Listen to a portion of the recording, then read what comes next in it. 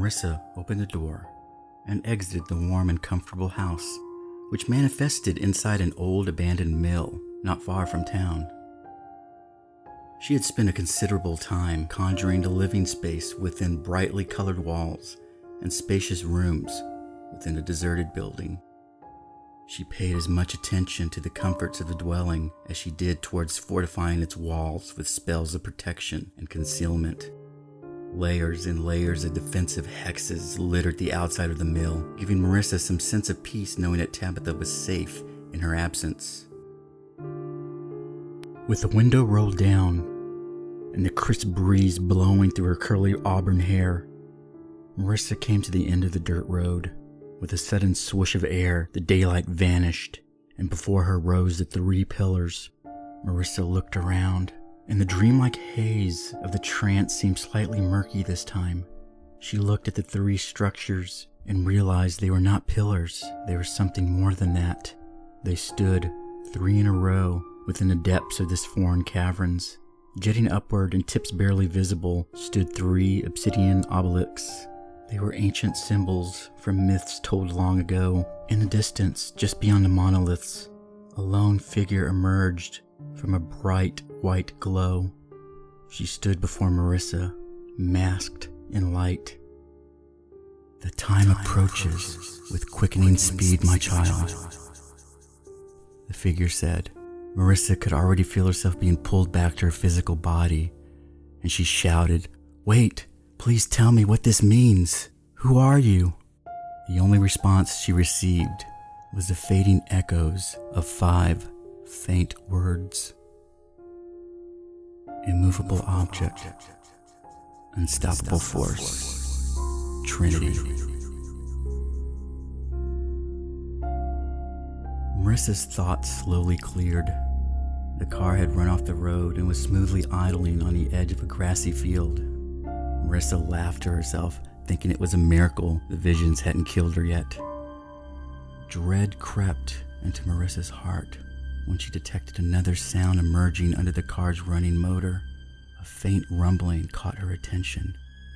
She leaned forward and scanned the heavens. Fear stabbed at her chest like a dagger with such intensity it almost took her breath away. Low in the sky, coming over the horizon, a massive storm cloud consumed the atmosphere. Plumes of cloud spindled and twisted out the massive storm and stretched out like long pointed fingers that scratched at the blue sky. The clouds were bulbous and pulsating to a low and menacing roll of thunder. Illuminations of blue and white light flashed from within the green and black clouds. Marissa stepped out of the car as the wind rose and whipped at her body with a cold and bitter sting. She stared at the atmospheric chaos bubbling and churning in the clouds and knew what hovered above her. She mouthed its name, careful not to speak it out loud of fear it might hear her. Maelstrom. The storm slowly moved across the sky. The shadow it cast was oppressive and darkened the ground below. Marissa knew instantly its destination. She knew where its present course would take it. It had one goal. It had one purpose. It desired only one thing. "Tabitha," Marissa said. Jumping back into the car and stepping hard on the gas pedal, Marissa turned the car around back the way she came. She took quick glances to her right at the disturbance of clouds spilling out over the trees and advancing toward the old mill. She cursed herself for being so foolish. The incident at the park had been enough to create a magical wake that rippled out into the beyond. She wondered who had found them this time. Whomever or whatever it was, they were incredibly powerful. Evoking a maelstrom is no simple matter for a run-of-the-mill warlock or typical demon warlord. In fact, she had recalled the knowledge to summon such a force had been lost to all others, except possibly 4 entities. The thought of this chilled her bones, but Marissa knew the 4 could not appear. It was not their time. The prophecies were precise, and they were binding. If violations of prophetic mandates were occurring, chaos would bleed into reality, and fate would have no more purpose. The maelstrom came to a stop, and its cloud slowly circled the lone building like a massive whirlpool. The thunder intensified and became explosive roars that shook the ground. Reaching the mill seconds before the maelstrom, Marissa burst through the front door. The wind from the storm blew with such force, she needed all her strength to close the door. With one final push, the door slammed shut. Marissa desperately scanned the room. She let out a gasp of relief at seeing Tabitha still seated in front of the open closet door, deep in thought. She rushed over to the little girl and embraced her with all her love. "Mommy, I did it! I talked to the bones! And they talked back!" Tabitha exclaimed in excitement. Marissa was nervously scanning the walls and quickly making plans of escape in her mind when her daughter's words caught her attention. "What did you say, sweetheart?" she asked. "They spoke to me." The girl hesitated for a moment.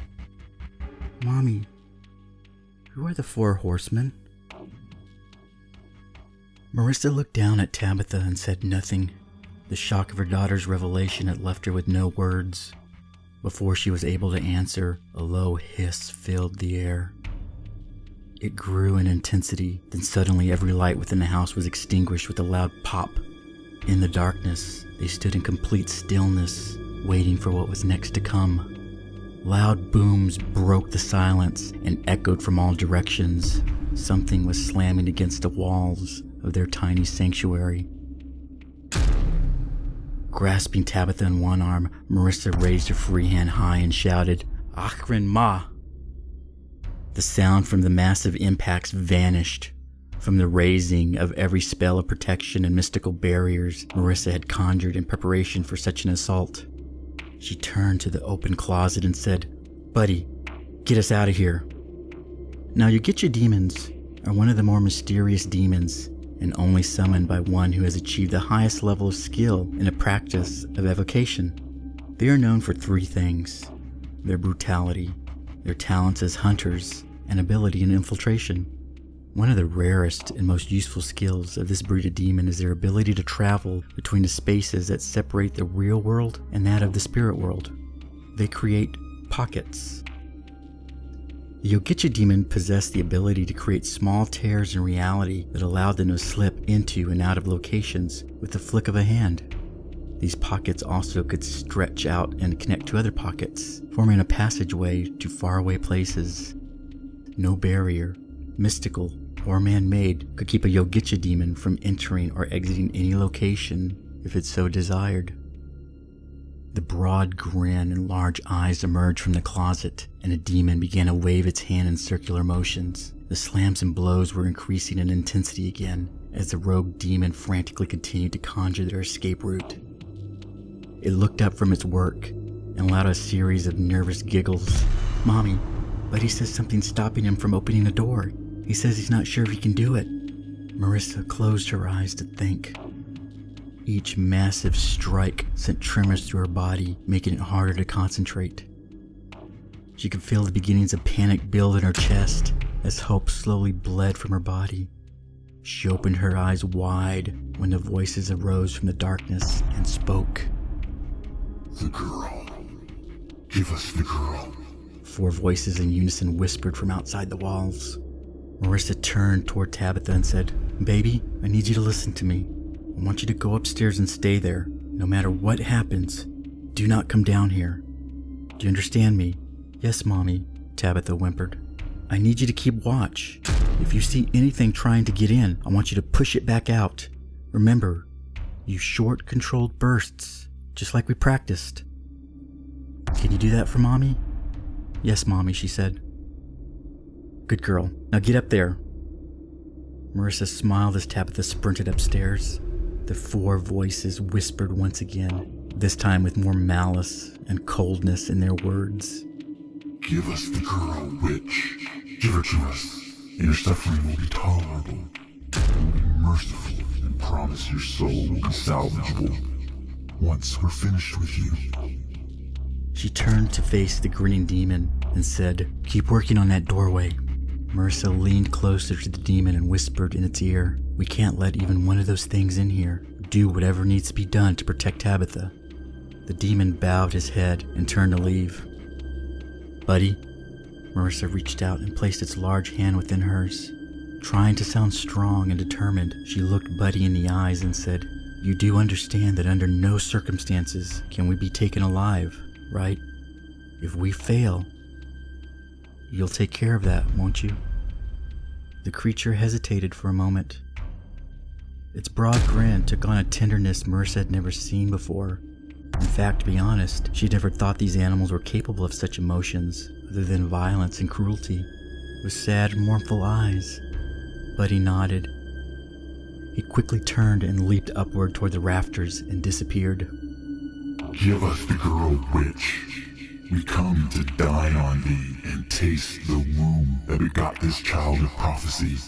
We will keep thee alive so you may see us lick the tears from your child's face as she watches us tear through your flesh and devour your innards." Marissa closed her eyes once again and took a deep breath. She was now ready to commit herself to the path of war. Marissa knew this was the moment her destiny had been leading her towards. She opened her eyes and stood tall in defiance and shouted into the darkness, "If you want her, try and take her if you dare. Come, unclean spirits, fight with me. The rubbish heap calls thy name. It waits for thee, for by day's end will thy corpse be tossed upon its mound and left for the crows and worms to feast upon. Your future ends today. Fight with me, servants of shit, fight!" The slamming of strikes against metal echoed louder and louder. Marissa lowered her head and closed her eyes. She slowly began to calm herself, and her breathing slowed.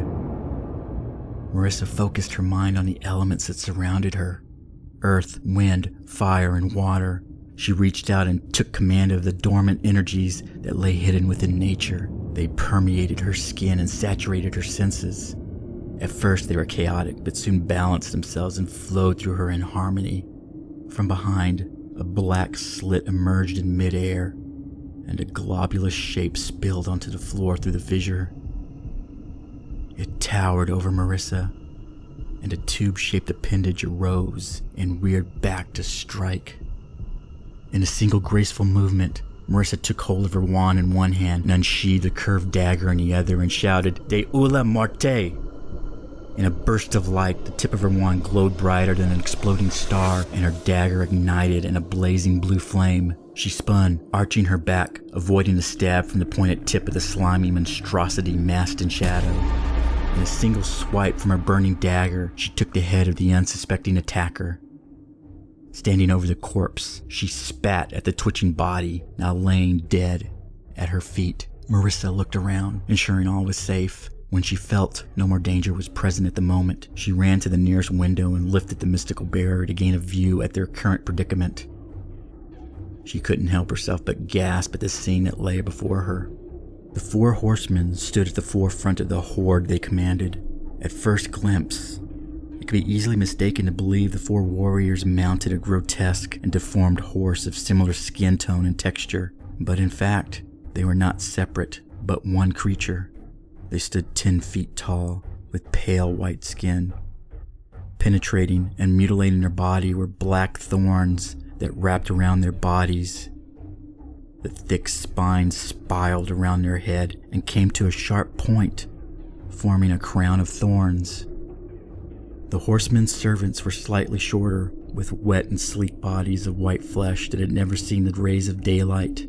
They stood upright, but not like that of a man. They stood on their hands, with their legs held high above their heads. Their legs were short and stubby limbs that came to a point at a sharp and curved claw. Their torsos were segmented, and long appendages that curved forward and had the likeness of a decayed scorpion's tail with an ebony black stinger upon its tip. 2 creatures caught Marissa's attention. They were multi-armed beasts with the lower body of a serpent. They waved their arms in the air as if engaged in the act of worship. She guessed immediately they were high priests to the horsemen and the source of Buddy's inability to produce a portal for their escape. Their incantations of suppression were powerful and not likely to be overcome. Marissa sealed her viewport as the loud bangs and booms grew in intensity from all around her.